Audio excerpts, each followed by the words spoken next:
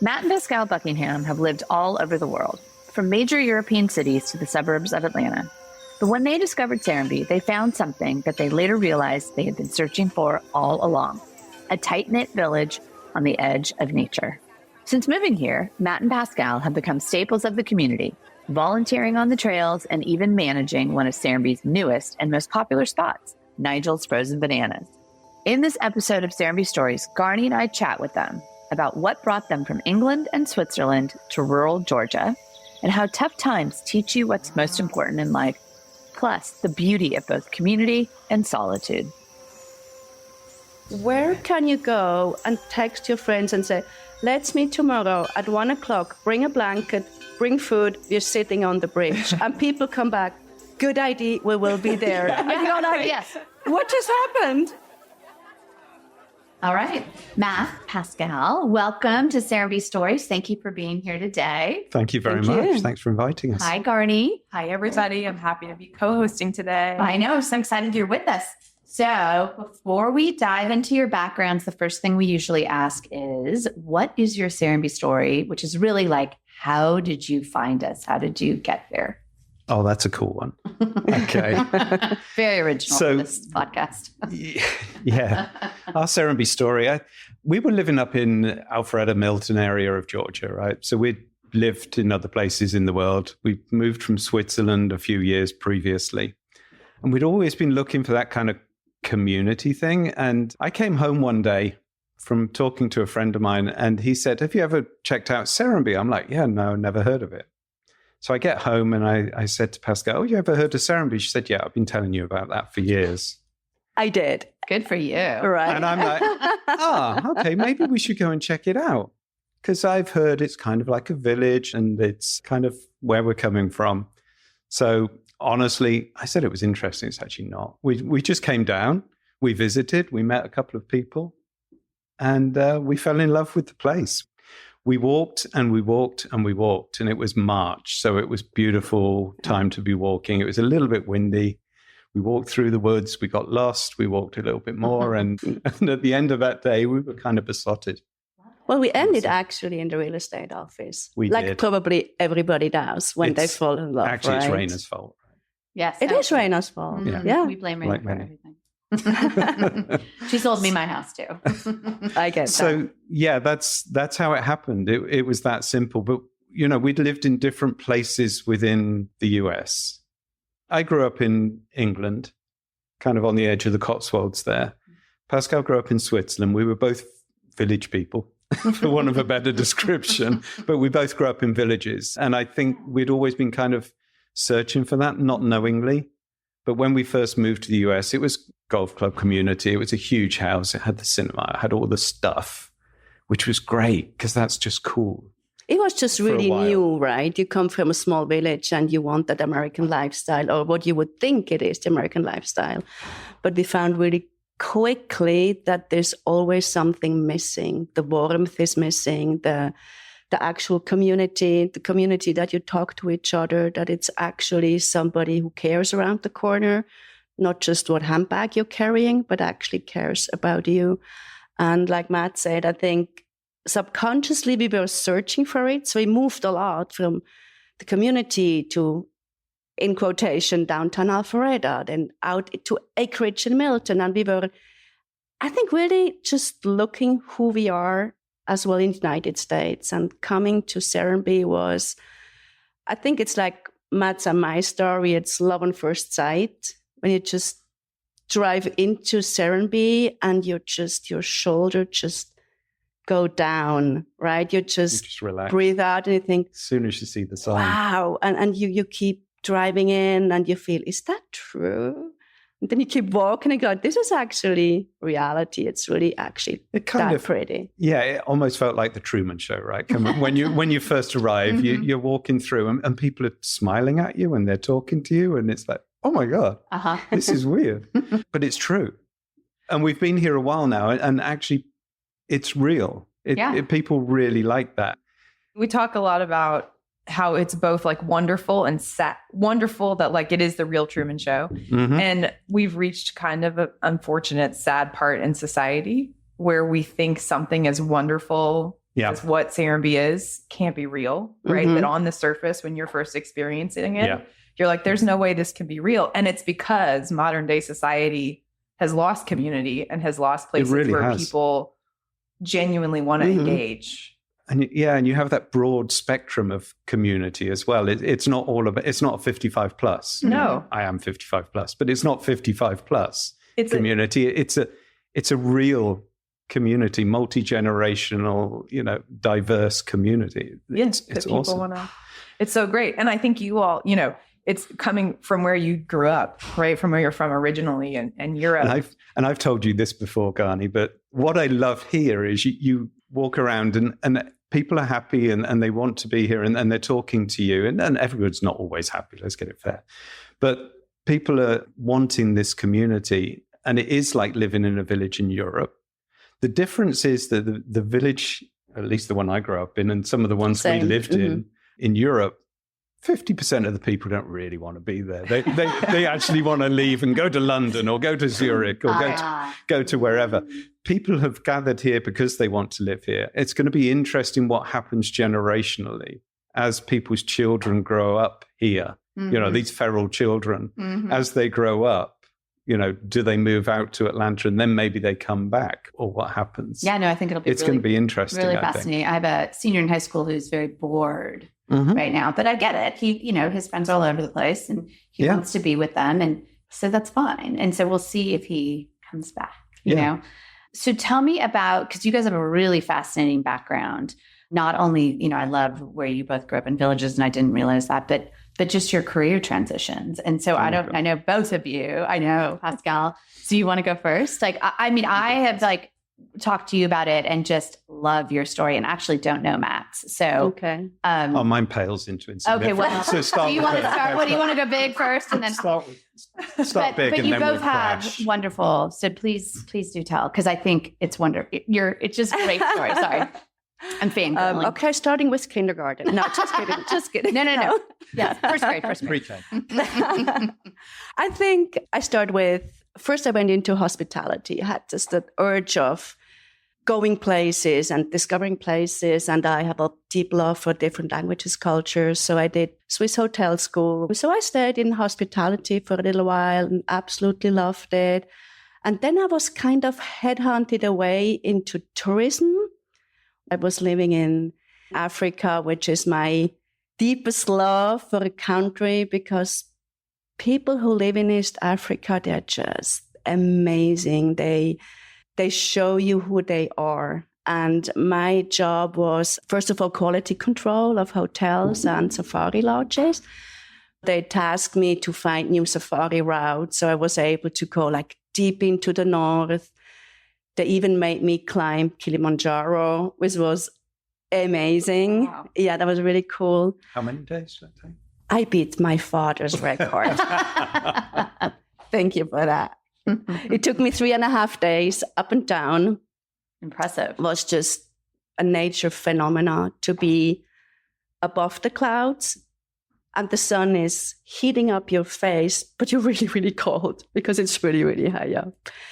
After that, I settled down a little bit. So I went into man's world and worked in logistics as a quality manager.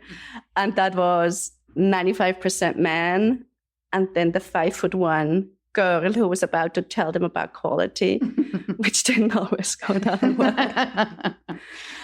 She had a reputation then. It was, she was a toughie. That's where we first met. I was going to say that. That's where we first met.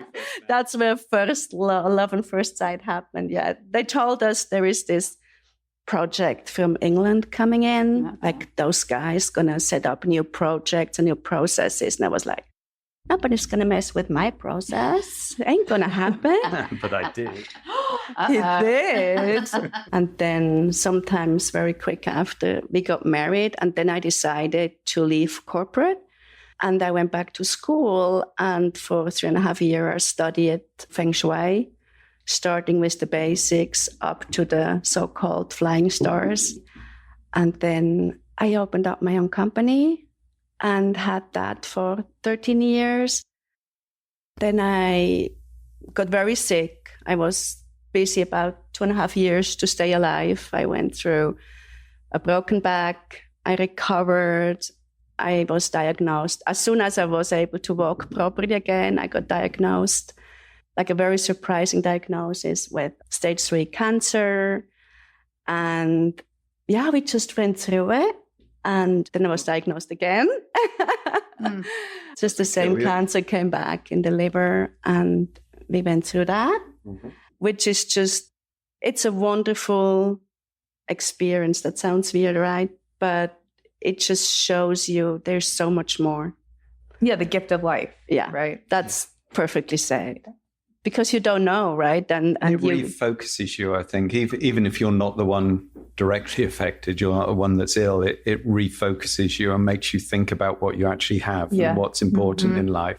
Because I was on a heavy career track at that time, and it brought me down to earth for sure. Yeah. And I stepped down like 15 levels or whatever. Because wanting to be together, right? And that's where Serenbe comes in place again. 100%, right? It's like so many wonderful things that are here at Serenbe are not about, to what you said earlier, not about the handbags and not about the things. And I think we find a lot that sometimes when people are moving to Serenbe, it can be an adjustment of like, oh, people here are valuing me based on what I want to eat. Right. Or what I'm doing for enjoy. Like, do we want to go on a trail walk? Do you want to go to yoga? Do you want to like meet up for a glass of wine? Not, that's so true. Not what handbag are you carrying? It's what's in your heart. We and I think that's one of the things I love here. You don't actually talk about work. No, everyone's like, no one. I won't say nobody cares. I won't say nobody cares, but nobody actually. It's not the most crucial thing anymore. People care when like if what you're doing for a job is intriguing or interesting in terms of like, are you participating in society to create a difference or to move a needle? And because some of us have jobs because we all have to have a certain amount of money to live, right? Different for everyone. And but I think people at Serenbe respect that some people work to work. Yeah. By work to work, you work to receive an income so that you can enjoy your life. Yeah. But that doesn't create a value base of who you are. Yeah. And then you want to know about someone's job when their job is they're doing this big, awesome thing that's, you know, changing the world or moving the needle forward, not because it's buying you like status symbol. So on that note, Pascale, tell us what you're doing now. Right now, with my friend, we have a company, it's called Ready Her. And for us, it's all about women's awareness and safety. So my friend and I both do Krav Maga. So we spar to each other, we hit each other, we box, we kick. And I have done that for many, many years. I have been a fighter way back when I was way younger. So you hid that wonderful little anecdote. I did hide that.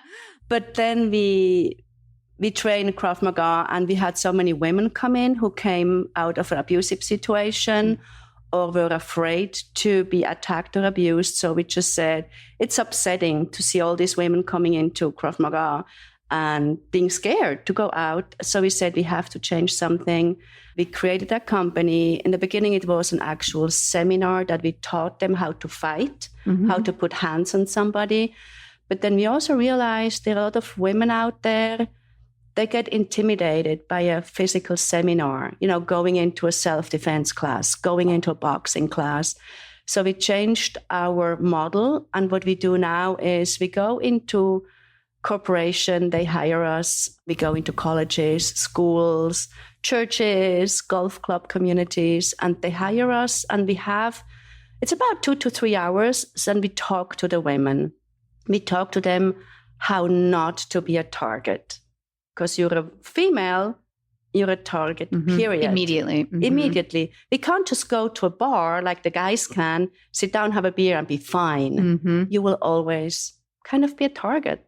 So we do those seminars. We have also a lot of demonstration that my business partner, who is even shorter than I am, she's throwing me on the ground. And then we show about 4 very simple techniques how you can defend yourself when you get into a situation. A good elbow to the ribs. I've seen that happen. He's seen it happen. No, and I think as a man, you don't recognize that that's a thing for women. You really don't. If you're just an average Joe that yeah, I can go into a bar and I can have a beer and I can talk to the guy next to me and no stress, right? It's something I can just do. You just don't realize. And when Pascale and Chris have told me some of the stories and some of the statistics, it's just crazy. Yeah. And you should be protected anyway. And it's really female-only seminars, so each woman who comes is safe. Very safe, yeah. And they can share their stories. You can ask the questions they couldn't ask, in a different environment. I've never seen one of these seminars. I have no idea what goes on. So, literally it is just for women. Yeah. When you moved to the States, you guys met through work. But then when you moved, was that something from work? You were coming because of it? Kind of. Okay. Kind of. I mean, I've been working for 138 years or something. And it's been forever. But since the 80s, I left school at 15. Oh. I went to work in a car factory as a technician, did my training very badly, ended up in R&D for this car factory. And that car factory is one of the few in England that's still going, actually. They make the Mini there now. Ah. But I soon got bored with it because pieces of paper and pieces of metal is not me. I need people. I need to spark off people. So I moved into sales pretty quickly. I went to work for a paper merchant. So I'm in the office, right? In a paper merchant in England. Ricky Gervais based it on me. I'm absolutely positive of it. But yeah, and I actually worked for that company for a very, very long time, but in lots of different places and moved around and started new branches. And then I ended up running the UK for them, the sales for the UK for them. I got asked if I'd go and do a project. I was asked if somebody from my team could go and do a project. It was 2 days a week for 6 months in Switzerland. I'm like, yeah, I can do that myself. That'd be awesome. So I went off to do this project, and I was just a key user on an IT project. First time I'd really been too deeply involved in IT. And I ended up going into Switzerland. The first day I arrived in Switzerland was August the 30th, the year 2000, which is actually somebody special's birthday. And that was the first time I saw Pascale. Oh. Yeah, it was cool. I do not remember that day. Oh no, she doesn't. She just saw all these men in ugly suits, or all these ugly men. In we always said there's a lot of ugly men in very expensive suits, and we did not appreciate that. I had a very cheap suit, just saying. But yeah, so I ended up on this project, and it failed really miserably, and we ended up suing the consulting company and everything. And they said to me, "Would you run part of the project and stay in Switzerland 5 days a week?" So I'm like, yeah, I'll stay in Switzerland 7 days a week. So I kind of kept my job in the UK at the same time, but you didn't have Zoom and stuff like that then. Hardly had cell phones, had my Nokia. And the pager. No, I didn't have a pager, never had a pager. But yeah, I ended up staying there. And this is where Pascale and I got together. And I fell in love twice. I fell in love with Switzerland and I fell in love with Pascale. Not sure which order, but it doesn't really matter. And we got together and I ended up running most of that project, a program. And it's a French company that we were both working for. And I ended up traveling around all of Europe. I would be in like 5 countries a week and travel every single week, leave on a Monday and come back on a Thursday night. We had a baby in the meantime. So Pascale was at home looking after the baby while I was away. I'd be in Poland, I'd be in Belgium, I'd be in Spain, Italy, wherever, all over. So it got to be enough. And I thought, okay, I need to do something else. So I went to work for a very large German software company called SAP. And I worked for them for 10 years in the end. But they were the ones that enabled us to move to the US. I won't say that we had to move here. We came to the US to visit and we said, hey, the decision-making process was Pascale and I sat on a sofa. Pascale said, we should really live here. And I said, okay, let's do it. That's great. What state did you come to? Georgia. To start? Georgia. Oh, yeah, so we're in Georgia visiting my brother and sister-in-law. And we just decided to stay. So that was January 1, let's say. June 30th, it was moved. It was Christmas. So and then in March, we came back. Yeah. And we purchased a home without having a visa, without having the opportunity to move here, without having any clue what we're actually doing. The process was in place. But the process was in place. What made you feel like you needed to move to Georgia? Like what drew you? I think the opportunities. Okay. It really is the land of opportunity. Right. I don't, people kind of poo-poo America at the moment generally. a lot of people from different sides, and I'm not going to get political, but it is the land of opportunity. You can do anything. You can reinvent yourself. And we thought for our kids, it could be a really cool place to live. And I think also what attracted especially me is how friendly and open the Southerners were. I mean, you walk in a restaurant, they go like, hey, y'all, come on in and do this and do that. And I was like, whoa, this is cool, because in Switzerland, it's very distant. So first you shake hands, you shake hands again, and then you check them out, and you wait a minute, you take a step back. And then they invite you to call them by their Christian name. Yeah. Literally. But that is only in the South. Yeah. I went to college in upstate New York, from Atlanta. Okay. When I landed in college, I was like, oh, this thing called Southern hospitality that I thought was just kind of you get to upstate New York and like nobody wants to make eye contact. No one wants to speak to you. You know, they all think you're bizarre because you're saying hi and using the word y'all. So it's a culture in the South that is also maintained. But we loved that. And I think that we fell in love with, awesome. right? And we fell in love with that. Honestly, we fell in love with the size of the houses in the burbs, and the fact that you could get a cinema in your house and a swimming pool. Isn't that funny? 8,000 square feet. The things that we get to do. So it seemed like cool, and it was. And the company I was working for, be forever grateful, they arranged everything. Yeah. And they moved us, and they got us here, and they arranged our green cards and everything, and it all worked out really, really well. And it was, I was a benefit to the company here for sure, without a question. And I ended up consulting with that company and helping big companies to do IT better. I worked with Walgreens and Walmart and Home Depot and people to really just help them. Right. And then Pascale got sick. So I stopped traveling so much. I joined this big company and I stopped traveling so much. Then we moved here. And again, I'm traveling again. So you slip back into it. Right. And I slipped back into 4 or 5 days a week traveling all over the US mostly, sometimes India and China and places, but generally here. And then Pascale got sick. And that was a good thing because it stopped us going down that track a bit. Yeah, you refocused. And I refocused and I decided to leave that company and go and work for another company. And as you say, carry a bag. So now I'm looking, with this accent, I'm looking after Georgia, Alabama, and Tennessee. They loved it. They loved it. I bet it's exotic.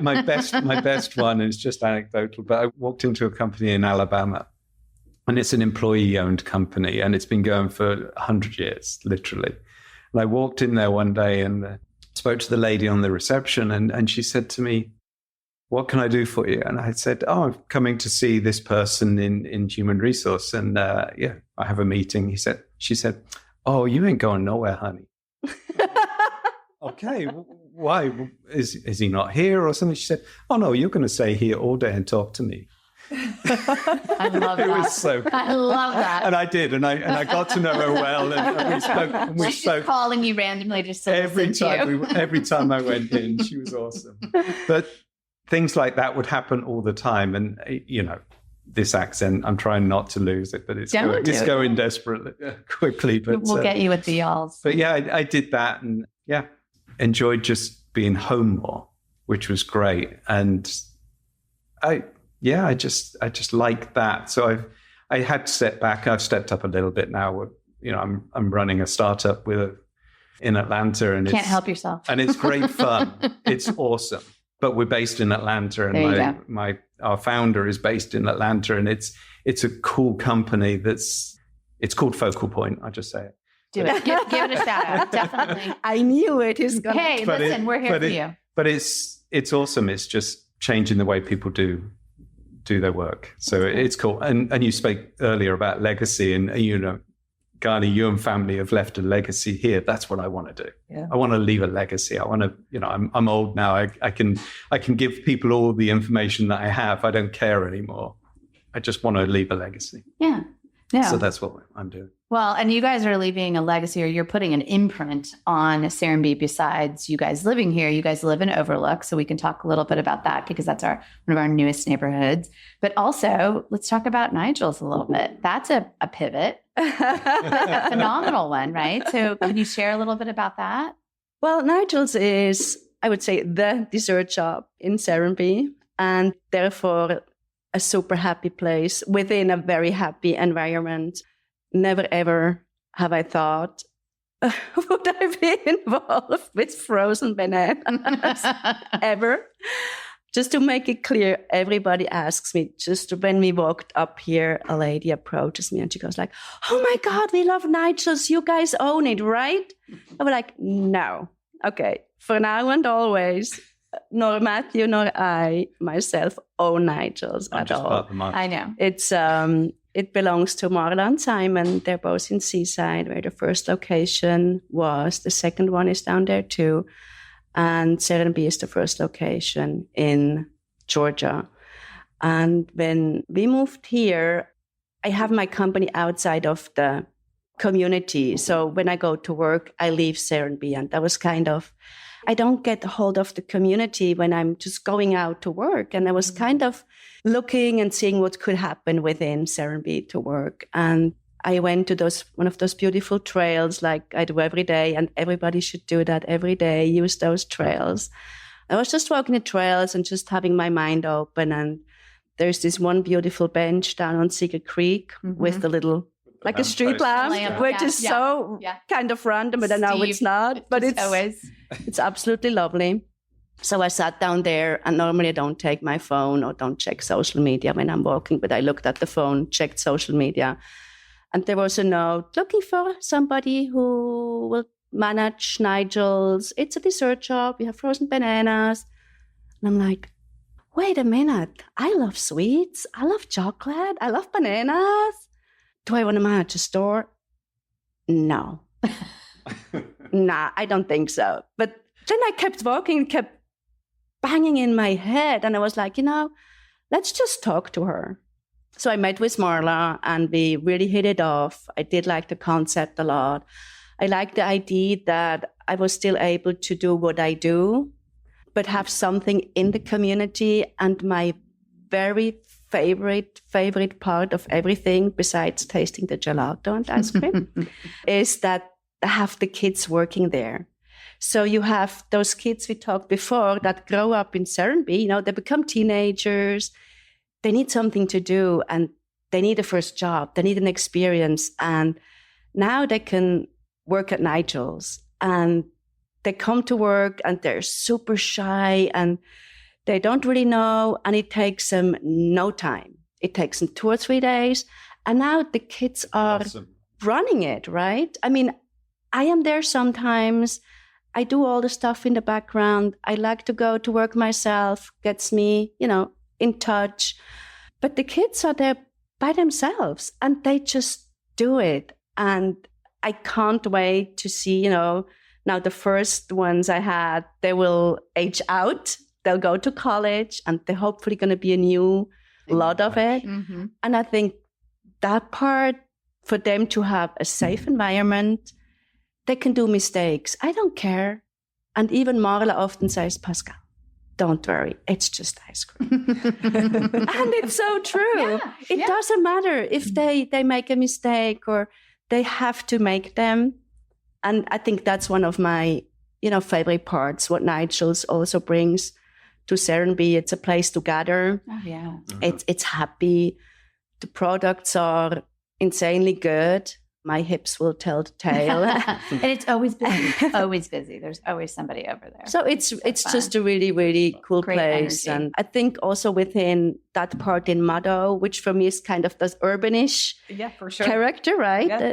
That whole street there is just so cool now. It's so cool. You have next door Minro, the coffee shop, you have Alchemy, you have the Sharps, you have the Wellness, you have Halsa, you have the Wellness up there. I mean, it's such and I'm thinking of forgetting somebody, the bagels. And it's just this bamboo juices.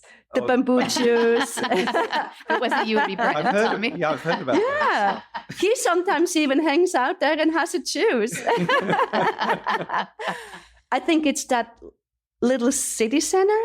Yeah. And I love how vibrant, just in the time we have moved here, how it's just becoming more and more vibrant and lively, and you walk through and people hang out, have a conversation. And it's walkable from anywhere. Yeah. That's the cool thing. Yeah. Anywhere that anybody lives in Serenbe, they can walk. And that comes back to the whole Serenbe story, actual story, how you connected. You come from the days you could walk over there. It's just all walkable. You meet people on the way. If you want to talk, you talk. If it's the day of no talk, you just avert your eyes a little bit and you keep going. And that's something that also everybody will respect. Living in such a happy place doesn't mean you always have to be on and happy and smiling and have that conversation. You have those moments you can just go and wander those beautiful streets and trails. Mm-hmm. Yeah. Well, and that leads me to the sort of final question, and I don't want to, because if there's other stories I want to hear, but I do want to hear, I've heard from you about the trails quite a bit. I don't know if you're out there quite as much, but one of the things people always ask is like, what should I be doing if I had never been? What would you recommend? I mean, besides obviously walk the streets and go to Nigel's. Go get Nigel's. Yeah, go get a banana. Yeah, go to Nigel's. check out Focal Point. No. I'm glad you wrote that down. That's good. No, tell me. I think for me, the trails is the thing. We love working the trails as well. And it's once a month. We'd like to do it more often, that's actually honestly. A great ad. Tell us about that. So it's the last Saturday in the month that we go out there and Pascale organizes it. Thomas tells us all what to do. Tell us what the name is. It's called the Trailheads. Trailheads. No, the Trail Committee. Well, that would be the proper name. The Trailhead. Yeah, we were just driving down. We were driving in our golf cart one day, I think, and we came up with that name. I love it. But it's just so much fun, and it's 2 hours, and you do as much as you can or as much as you feel like doing. But just being on the trail with the other people is actually the fun bit. Mm-hmm. And we cut a new trail just last weekend. It was super awesome. That's one of my favorite things is cutting new trails and just getting it ready and helping. But I think the trails for me is the thing. That's, I love the community and I like to talk, as you've heard. But I like to see people, but also I like that possibility of solitude. Mm-hmm. And it amazes me that you see so few people out there, which is awesome. Isn't it crazy? Yes. Yeah. Nuts. Like the trails are one of my favorite things. And it's always shocking that you don't see people out there. And it's also surprising that we have neighbors who don't use the trails. Everybody has their own thing, right? Yeah. But sometimes I joke that like, because 15 years ago, we were like, the trails are going to reach a point where it doesn't have that experience. And still to this day, like 20 years in. Even you go to the waterfall. No, you there's don't. Nobody else there. So I kind of joke that I think the woods have this, that they're cloaking. There is a cloaking in the woods that everyone is like having Maybe we're all their out own there. experience. We don't know. I think Oh my God, that's true. yes, because makes anyone sense. that loves the trails in the neighborhood has the exact same experience. Yeah. Right. And it is what the woods are supposed to do. Like the streets are for social engagement and the woods are for the like reflection. And I don't know, do you like, I always tell I love a great like 5 or 6 mile run, and people will say like, what music are you listening to? And I say, listen to the trees. Yes. Like to be out in these woods and just be with yourself and not listening to music and just listening to nature. It's awesome. And depending when you go, right, you can go on the same trail, which you don't have to. There's so many, but somehow they always look different. It's true. Mm-hmm. And sometimes you just change the direction. Like, have I been here? Of course I've been here 100 times, but nature is changing all the time. We always have a new experience, really. Mm-hmm. And you all now live in Overlook. I think at one of my favorite like trailhead intersections in the entire neighborhood between like the intersection of like the bridges to between Overlook and Stella, and that you can go right or left on Cedar Creek in that moment. I think that is probably one of the most magical trailhead intersections. And the pedestrian bridge, we just had a picnic there one day. We're just friends and we just all met up and we just sat on the bridge and just had blankets. a picnic. Such a pretty Things bridge, like that, right? because it's so beautiful. But where can you do it? I tried to get her to play poo sticks, but she won't. on that bridge as well, because it's just cool. It's just beautiful. It's super cool. Yeah. We debated doing a dinner party all along the bridge, one long table. But I mean, those bridges, I mean, it's the same done over in Swan Ridge, right? But where different. can you go and text your friends and say, let's meet tomorrow at 1:00, bring a blanket, bring food, we're sitting on the bridge. And people come back, good idea, we will be there. And you're like, yes. what just happened? You know, And I mean, Steve where... drove past, and he joined us for a little while. And it's so much fun. Yeah, it's Love it. really... Just that spontaneity as well. You don't get that in other places. No. Also, that's cool. Yeah, and that's all because we're like it's the everyday living that isn't car oriented. It's very hard to be. You cannot be spontaneous if a car is involved. Yeah, it's just not possible, right? Because there's something that breaks when you have to come in and out of a car door and go from like parking lot to parking lot. Yeah, there's like an energetic break. I never thought about that, but that is so true when you think about it. Yeah. Right. But when when your life exists on foot or on bike, even golf cart, like it allows for all of the spontaneity of So true. let's just go do this. Like I tell people my favorite Friday night or Saturday night when people are like, what plans are you making? It's like, None. I have no plan other than to start at the farmhouse and end at Austin's and be up for whoever we run into in between. So right? true. So often we do that. We'll just go as a couple to, especially on a Friday night. Yeah. You go for the live music at the inn, at the farmhouse there, and you meet people. Yeah. And you don't make plans you don't know who beyond it's going to be. that. That's the cool thing. New people all the time. Yeah. And the Or you nice just thing, sit on your own as well if that's what you want to do. Yeah. and the nice thing is also now with Austin's, right? It just adds again another character to the experience, because the experience of sitting in the farmhouse on the porch is way different than when you snuggle into Austin's or if you hang out at the hill at the bar. Yeah. And that's one thing we appreciate a lot as well. Within the hospitality in Serenbe, you have different emotions. You can create a different feel depending where you're at.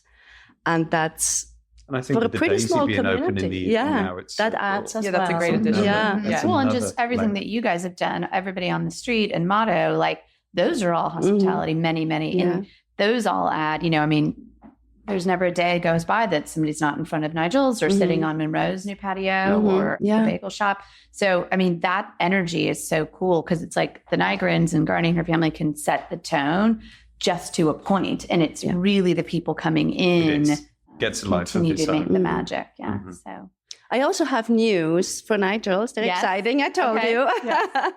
So we have opened in March, and I might not task, or I came in to allow to grow it and to set it up and to get it running. And Marla and Simon have now decided that it's ready to be sold. Ooh. So that's going to be a conversation that is now in the open. Okay. So Nigel is officially for sale. Okay. And she offered it to me first. And I said, no, I am closer to 60 than 50. I do have my own company that is running, and I don't feel it's my place to own it. So I declined. I will stay with Nigel's and open more to come, especially in Florida, that I will take on just as one project after the other. But I'm super excited for that they are, giving it out there. And I'll be excited for conversations about it, who takes it on, who will take it on. Yeah, it's very It's exciting. very exciting. So those were the exciting You news heard it here I really first. wanted to share. Yeah, you hear it first on the Serenbe Stories. Well, thank you guys so much for Thank you. spending this time with us and sharing your story. you. And I got to know what you guys do a little bit. I'm sure we'll forget it and we'll talk about bananas instead. But That's always so a good much. subject. It is. Thank you for being here. And Thank you, guys. Thanks, Matt Pascale. Thank you. Thank you both.